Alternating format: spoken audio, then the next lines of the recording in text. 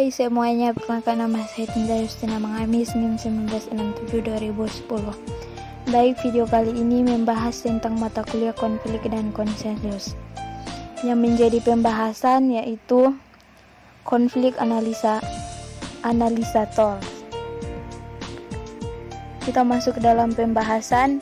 Konflik dapat dipahami sebagai interaksi yang tidak sesuai antara setidaknya dua aktor, di mana salah satu aktor mengalami kerusakan dan aktor lain menyebabkan kerusakan ini dengan sengaja atau mengakibatkannya. Analisa konflik dapat digunakan secara individu atau secara positif dalam kelompok. Analisis tidak mengaruh pada pemahaman yang objektif tentang konflik, melainkan membuat persepsi subjektif seorang menjadi transparan. Dengan cara ini mereka dapat didefinisikan dan dikomunikasikan dengan lebih jelas. Cara menggunakan alat analisis konflik. Semua alat analisis konflik disusun dengan cara yang sama, yaitu 1. Deskripsi alat, 2. Tujuan alat, dan 3. Petunjuk langkah demi langkah tentang cara menggunakan alat. Kemudian roda konflik memperkenalkan 6 dimensi penting dari analisa konflik, yaitu dinamika aktor, sebab akibat, struktur, isu, dan opsi atau strategi. Ini mengatur alat analisis konflik lainnya dan merupakan alat meta. Roda konflik. Roda konflik adalah alat analisis konflik meta. Memperkenalkan alat-alat ini, yaitu 1.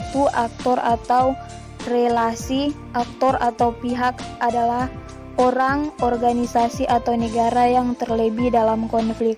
2. Isu adalah topik konflik, apa yang dibicarakan atau diperdebatkan orang.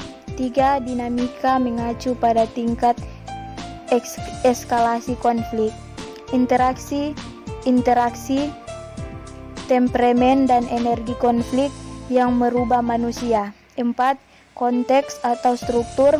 Konteks konflik dan faktor struktur seringkali berada di luar sistem konflik yang dilihat seseorang. 5. Penyebab.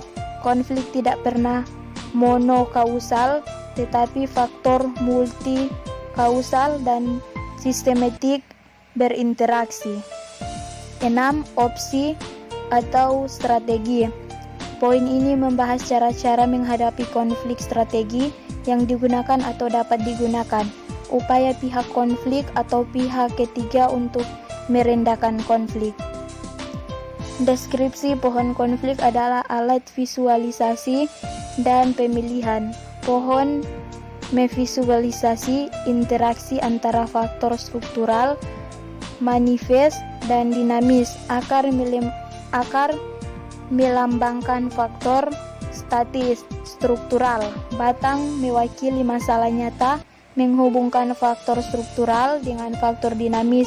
Daun yang bergerak, tertiup angin, mewakili faktor dinamis. Kemungkinan simbol yang digunakan dalam pemetaan konflik, yaitu lingkaran atau pihak-pihak yang terlibat dalam situasi tersebut. Ukuran lingkaran melambangkan kekuasaan pihak yang berkonflik dalam hubungannya dengan konflik, namun dapat ditulis dalam lingkaran. Kemudian pena, yaitu arah pengaruh atau aktivitas yang dominan.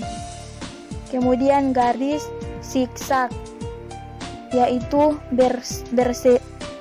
berselisihan konflik. Baut lampu dapat ditambahkan untuk menunjukkan peristiwa panas, dan garis yang dicoret yaitu sambung putus. Setengah lingkaran atau seperempat lingkaran, pihak lurus, pihak ketiga, kontak persegi panjang, yaitu isu, topik, atau hal-hal lain selain orang dan organisasi. Kemudian pembahasan berikutnya, kebutuhan pemetaan takut. Deskripsi kebutuhan pemetaan takut. Deskripsi pemetaan kebutuhan takut adalah alat klarifikasi yang berorientasi pada aktor. Model peranan multi penyebab. Deskripsi konsep membedakan struktural dari faktor-faktor berorientasi aktor dengan mesintesis pendekatan sistem dan aktor. Perselisihan berakar pada kondisi psikososiologis, sosial, ekonomi, politik, dan internasional. Biasanya ada sindrom faktor yang menyebabkan kekerasan. Katalis dan seluruh bersama-sama dapat mengubah alasan dari waktu ke waktu, misalnya ketika dua kelompok mulai dengan memperebutkan sumber daya dan berakhir dengan memperebutkan etnis. Sekian dari paparan saya dan terima kasih.